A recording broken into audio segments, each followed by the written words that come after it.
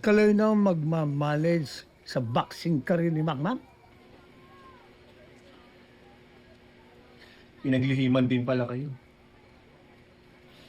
Pero hindi ho ba kayo nagdududa? Bakit ho kinuha ni Kaloy si Makmak? Alam ko na alam ni Kaloy ang kalibre ni Macmac. Eh, siyempre, gusto niya rin kumita. Sigurado ko kayo, yun lang po yung dahilan? Ah, ano pa ba? Inaagaw niya po yung pamilya ko.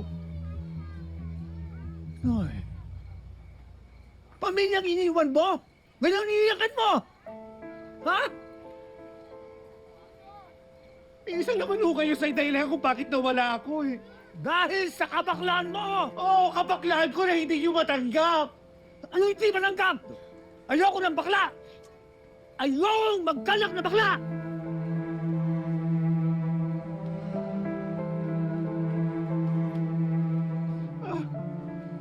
Sana ko nung una pa lang tinanggap niyo na yung pagkatao ko. Sana po hindi tayo umabot sa ganito eh. Tinanggap!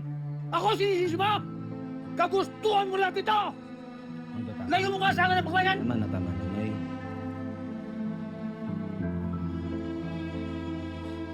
Pa, inalikuran niyo na ako nun. Hindi niyo na mauulit yun. Di ba?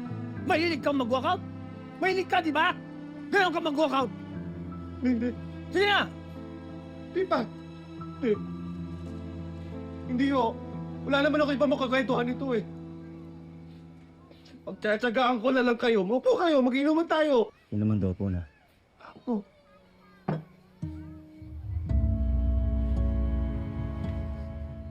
Ang sakit-sakit na pinaglihiman ka ng pamilya mo.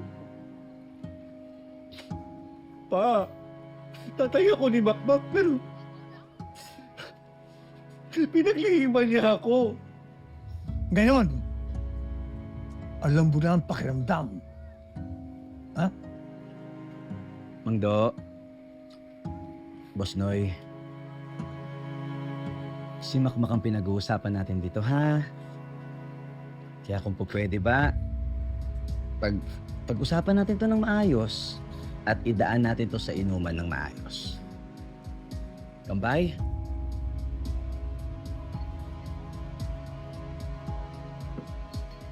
Kambay. Cheers. Sige na, sige na.